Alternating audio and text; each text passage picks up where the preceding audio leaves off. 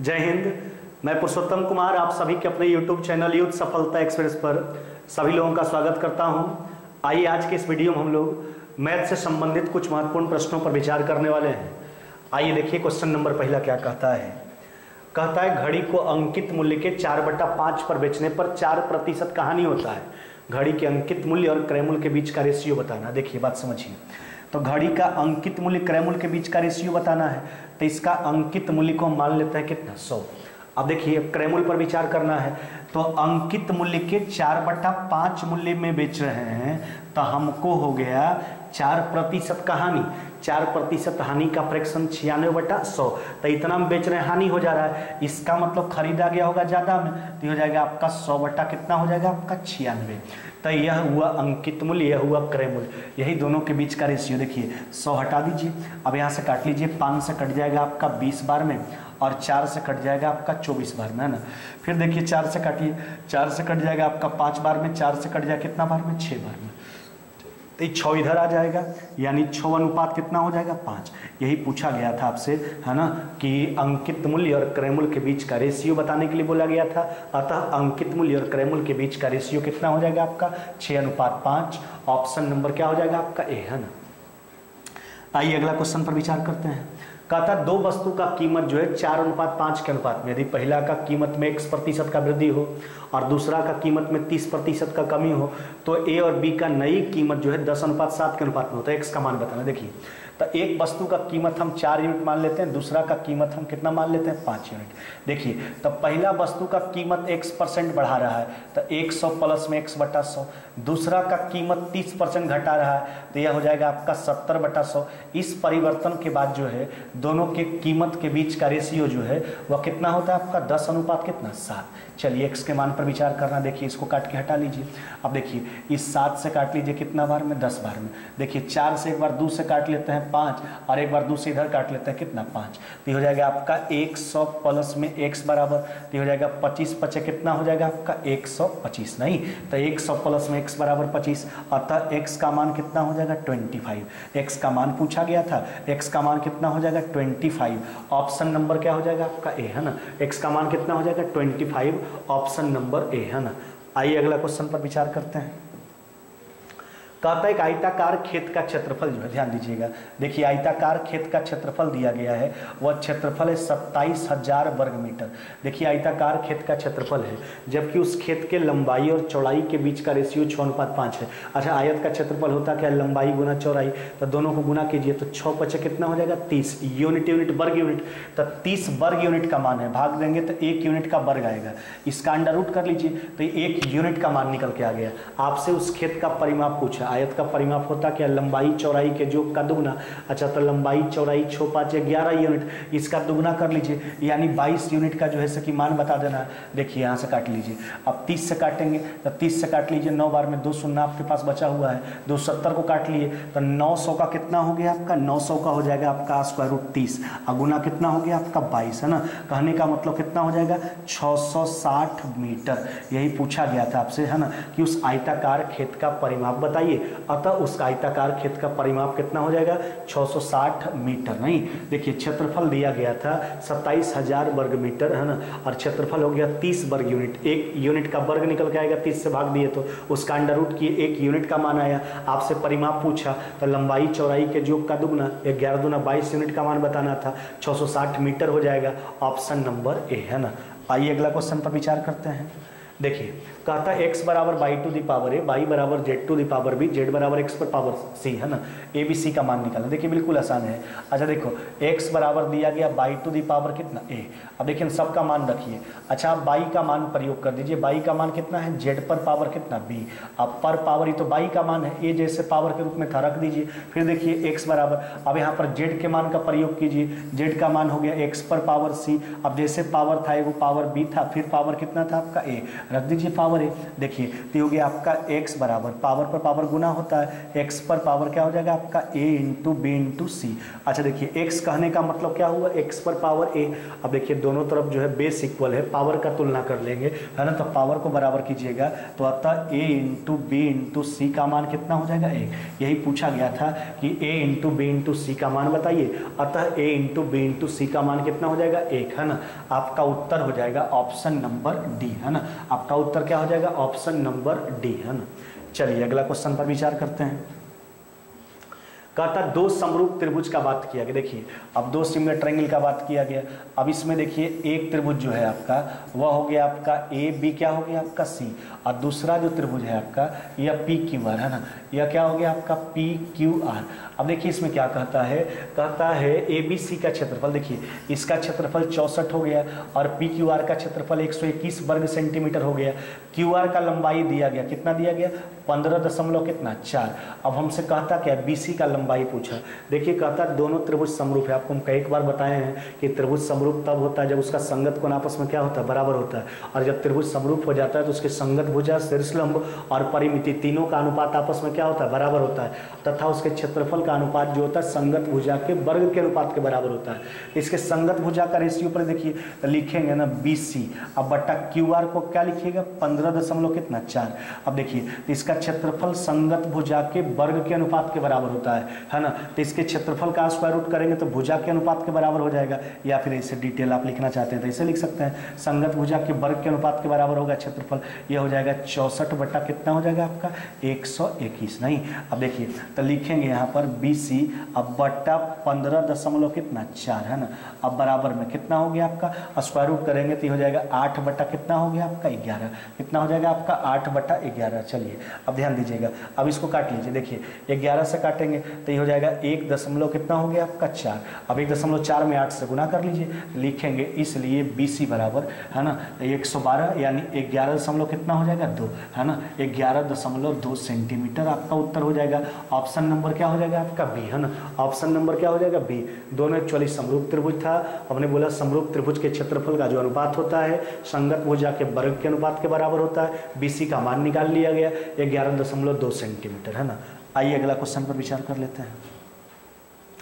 कहता है बहन जो है 25 घंटा में 50 केक बना सकती है और बहन और माँ दोनों मिलकर जो है 15 घंटा में 75 केक बना सकती है। माँ 15 घंटा में अकेले कितना केक बना सकती है, तो क्या करेंगे माँ के 1 घंटा का कार्य निकाल लेंगे, 1 घंटा में कितना केक बनाती है उसमें 15 से गुना कर लेंगे। अच्छा देखिए तब दोनों मिल के 15 घंटा में 75, तो दोनों के 1 घंटा का काम कितना हो जाएगा 75 बटा कितना 15। ये माँ और बहन दोनों के 1 घंटा का काम हो गया। अब इसमें बहन के 1 घंटा के कार्य को हटाइए, 25 घंटा 50, 1 घंटा में कितना 50 बटा कितना हो जाएगा 25। देखिए तो दोनों के 1 घंटा के काम में हमने बहन के 1 घंटा कार्य को घटा लिया तो माँ के 1 घंटा कार्य आ गया। माँ 15 घंटा में कितना केक बनाएगी, अब यहाँ पर 15 से जो है सके गुना कर लीजिए। चलिए 25 से 2 बार में काट लीजिए, 15 से 5 बार में, तो 3 में 15 से गुना करेंगे कितना हो जाएगा 45 केक। यानी कहने का मतलब माँ जो है 15 घंटा में कितना केक का निर्माण करेगी है ना, तो 45 केक का निर्माण करेगी। आपका उत्तर हो जाएगा ऑप्शन नंबर बी है ना, क्या हो जाएगा आपका उत्तर ऑप्शन नंबर बी। आइए अगला क्वेश्चन पर विचार कर लेते हैं। कहता है 1740 रुपया को एबीसी में इस प्रकार बांटा गया। देखिए कहता है ए का 0.5 कहने का मतलब 5/10 है ना। अच्छा 5/10 कहने का मतलब उसको आप लिख सकते हैं 1 बटा कितना 2। अच्छा बराबर में बी का 0.6 यानी 6/10, तो ये हो जाएगा आपका 3 बटा कितना हो जाएगा आपका 5 है ना, बराबर में सी का 0.75 यानी 75/100, तो 3/4 है ना, यह हो गया आपका 3 बटा कितना 4। देखिए अब यहाँ से रेशियो निकाल लीजिए, लिखेंगे ए अनुपात बी अनुपात सी बराबर, यहाँ पर गुणात्मक भाग बराबर है, राशि का अनुपात गुणात्मक भाग को पलटने के बाद प्राप्त करेंगे। पलट लीजिए तो ये हो जाएगा 2 और ये हो जाएगा आपका 5/3 है ना, और यह कितना हो जाएगा आपका, यह हो जाएगा आपका 4/3। नहीं फिर से देख लीजिए एक बार, देखिए ये आपका दिया गया था ए का 0.5 यानी 5/10 यानी 1/2 और 0.6 तो 6/10 यानी 3/5 और ये 0.75 यानी 75/100 यानी 3 बटा कितना 4। अब देखिए गुणात्मक भाग बराबर है, राशि का अनुपात गुणात्मक भाग को पलटने के बाद प्राप्त करेंगे, तो यह जो होगा वह हो जाएगा 6:5 5 अनुपात कितना हो गया आपका 4। ये हो गया तीनों के राशि के बीच का रेशियो। देखिए राशि 1740 है, इसमें सी का हिस्सा पूछा तो 1740 रुपये आपका राशि है। यूनिट देखिए तीनों का, ये 11 4 कितना हो गया आपका 15, यह 15 यूनिट का मान हो गया है ना। एक यूनिट का निकाल लिए, सी का पूछा, यूनिट मान कितना है आपका 4। चलिए 15 से देखिए काटिए, तो 15 से कट जाए कितना बार में, एक बार में है ना। अभी कितना हो गया आपका, तो हो जाएगा आपका 24, फिर एक बार में लगा लीजिए, आई कट जाएगा 6 बार में। 116 गुना कितना हो गया आपका 4, यानी कहने का मतलब यह हो जाएगा आपका 464 रुपये आपका उत्तर हो जाएगा। ऑप्शन नंबर क्या हो जाएगा, डी है ना। तो हमने ए बी और सी के बीच का रेशियो निकाल लिया, रेशियो आ गया 654, 1740 रुपये का 654 में बंटवारा कर लीजिए। सी का पूछा था यानी 4 यूनिट का मान बता देना था, 464 रुपया। आइए अगला क्वेश्चन पर विचार करते हैं।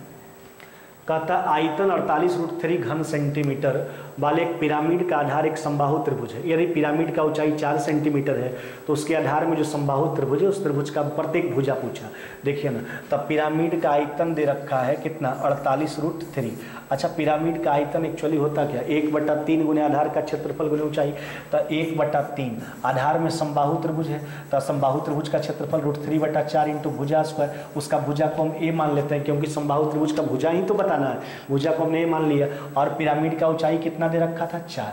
चलिए 4 से 4 काट लीजिए, देखिए √3 से √3 कट जाएगा तो ए स्क्वायर बराबर हो जाएगा कितना, 144 है ना। अतः ए का जो मान हो जाएगा, इधर का स्क्वायर रूट होगा, कितना हो जाएगा आपका 12 सेंटीमीटर है ना, 12 सेंटीमीटर। यही पूछा गया था कि पिरामिड का आधार में जो त्रिभुज है, समबाहु त्रिभुज है, उस समबाहु त्रिभुज का प्रत्येक भुजा बताइए। उस समबाहु त्रिभुज का प्रत्येक भुजा हो जाएगा 12 सेंटीमीटर। ऑप्शन नंबर क्या हो जाएगा आपका, ए है ना। ऑप्शन नंबर क्या हो जाएगा, ए है ना। आइए अगला क्वेश्चन पर विचार करते हैं। कहता है एक व्यक्ति 1 घंटा 20 मिनट में पानी के धारा के विपरीत 4 किलोमीटर, यह धारा के विपरीत, तो ये अपस्ट्रीम यहाँ से निकल के आ जाएगा। देखिए क्या कहता है, 4 किलोमीटर 1 घंटा 20 मिनट कहने का मतलब 1.20/60 यानी 1.1/3 यानी 4/3 घंटा। तो ये 4 बटा कितना हो गया आपका 3, काट के हटा लीजिए, यानी यह जो हो गया आपका, यह हो गया 3 किलोमीटर प्रति घंटा। नहीं, यह हो गया अपस्ट्रीम, धारा के विपरीत वाला चाल, प्रतिकूल चाल निकल के आ गया।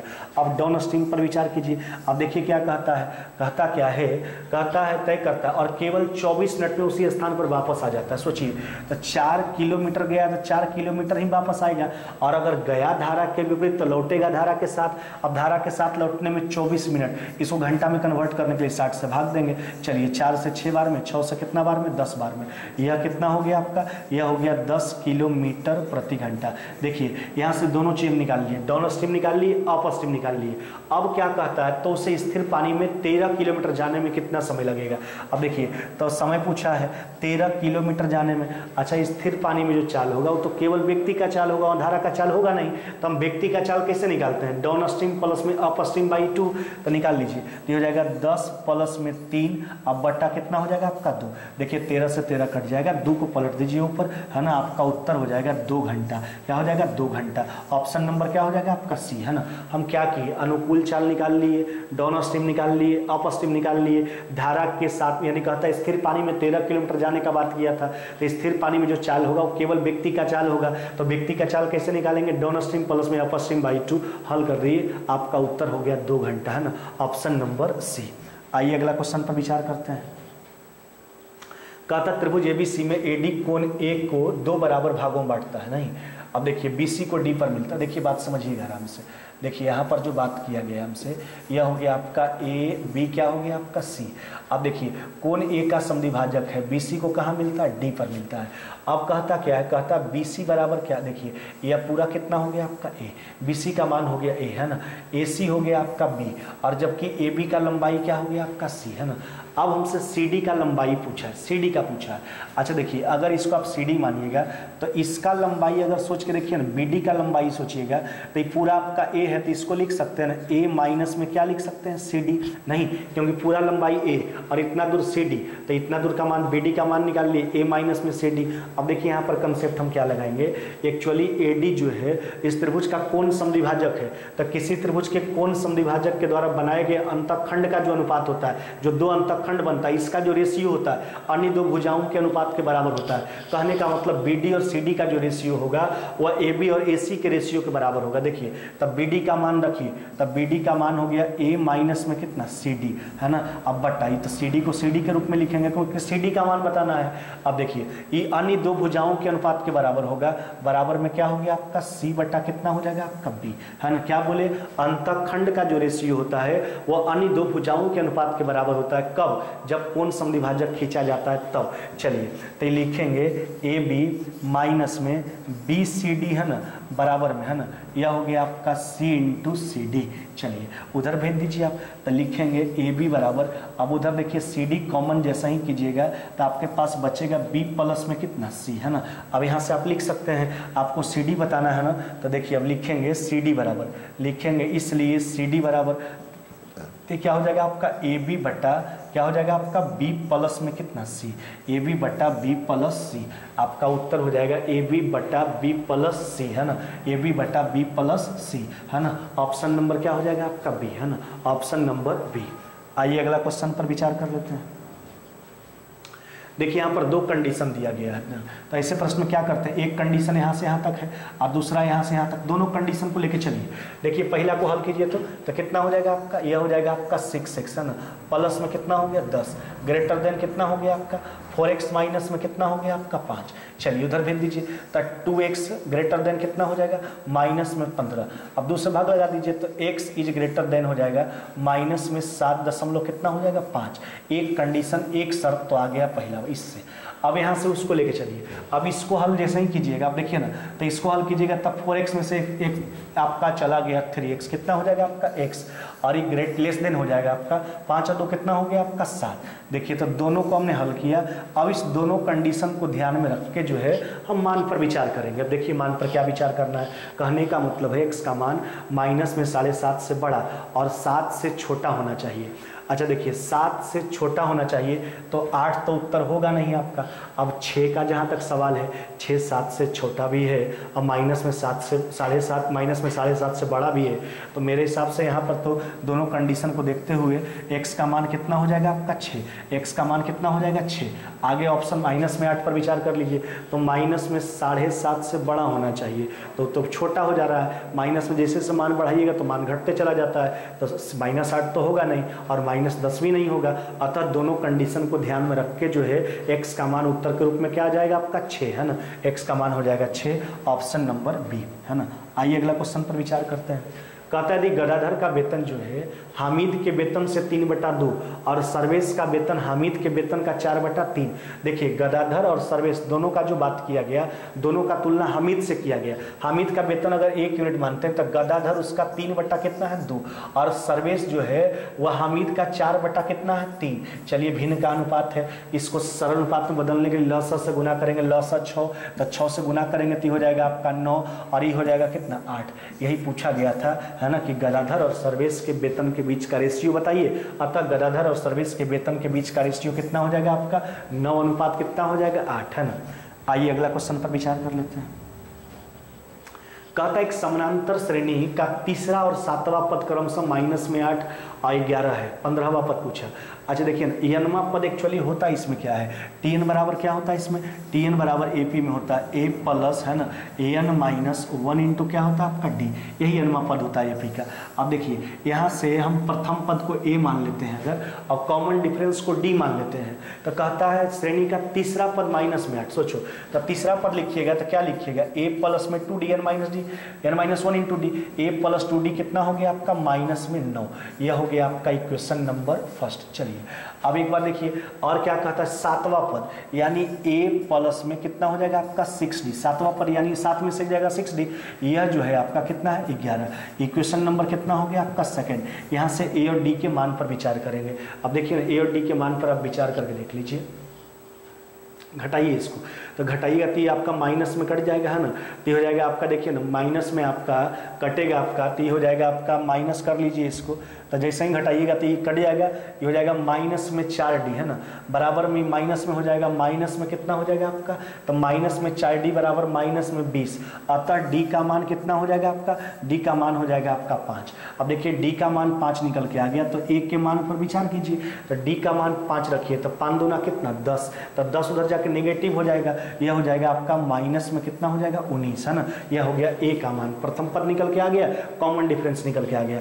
आपसे 15वां पद पूछा तो लिखेंगे t15 बराबर है ना, तो 15वां पद कैसे निकालेंगे, tn बराबर a plus n minus 1 into D. अब देखिए ना, तो यहाँ पर n माइनस, तो 15 में से किया कितना हो जाएगा आपका 14 है ना, तो ये हो जाएगा 14 है ना, आई गुना कितना हो जाएगा आपका, यह हो जाएगा आपका कितना 5 है ना, तो tn बराबर हो जाएगा आपका है ना, तो हो जाएगा आपका a का मान प्रथम पद हो गया आपका माइनस में कितना हो जाएगा आपका 19 है ना, a प्लस है ना n माइनस 1 इंटू डी। अब देखिए 70 में से 19 चला गया, तो 70 में से 19 घटाएगा तो कितना हो जाएगा आपका 51 है ना, आपका उत्तर कितना हो जाएगा 51 है ना, ऑप्शन नंबर क्या हो जाएगा आपका सी है ना। तो हमने प्रथम पद निकाल लिया, माइनस में 19 आ गया, कॉमन डिफरेंस आपका 5 हो गया, 15वां पद पूछा तो tn बराबर a plus n minus 1 into D, 15 में से गया 14 और d फिर से गुना कर लीजिए, आपका रिजल्ट हो गया 51, ऑप्शन नंबर सी है ना। आइए अगला क्वेश्चन पर विचार करते हैं। देखिए क्या कहता है एक यात्री जो है बस में यात्रा करते हुए पाया कि बस जो है 35 विद्युत खंभे 1 मिनट में पार कर लिया, 2 खंभों के बीच का दूरी 50 मीटर है, बस का रफ्तार पूछा गया किलोमीटर प्रति घंटा। अब देखिए ना 35 वो खंभा है और 2 खंभों के बीच का दूरी दे चुका है 50 मीटर। अच्छा तो 35 खंभा है तो कितना डिस्टेंस बनेगा ये सोचिए, अगर 2 खंभा का हम बात करते हैं तो 1 डिस्टेंस बनता है 2 है ना, अगर 3 खंभा लीजिएगा तो 2 डिस्टेंस बनेगा, तो जितना खंभा होगा डिस्टेंस उससे कम बनेगा। अगर 35 वो खंभा है तो डिस्टेंस कितना बनेगा 34 डिस्टेंस बनेगा है ना, और जबकि 2 खंभों के बीच का डिस्टेंस कितना है आपका 50 मीटर। देखिए दूरी हो गया आपका टोटल 35 को विद्युत खंभा था लेकिन डिस्टेंस 34 को ही बनेगा, तो टोटल 34 डिस्टेंस ही आपका बना, और डिस्टेंस दिया गया 2 खंभों के बीच का 50 मीटर, और यह दूरी जो है ना, कहता है बस जो है 1 मिनट में पार करता है। 1 मिनट कहने का मतलब कितना हो गया आपका, यह हो गया आपका 60 सेकेंड है ना, तो मीटर प्रति सेकेंड में आ गया आपका चाल। अब इसको किलोमीटर प्रति घंटा में कन्वर्ट करना है, 18/5 से जो है सके गुना कर लीजिए। चलिए 5 से 50, 5 जीरो से काट लीजिए 50, 6 से काट लीजिए कितना बार में 3 बार में है ना, ये हो गया आपका 2 है ना, और ये हो गया 9, कितना हो जाएगा आपका 10, 102 किलोमीटर प्रति घंटा। कितना हो जाएगा आपका उत्तर 102 किलोमीटर प्रति घंटा है ना, आपका उत्तर हो जाएगा ऑप्शन नंबर बी है ना, क्या हो जाएगा आपका ऑप्शन नंबर बी। आज के वीडियो में बस इतना ही, मिलते हैं आगे नेक्स्ट वीडियो में।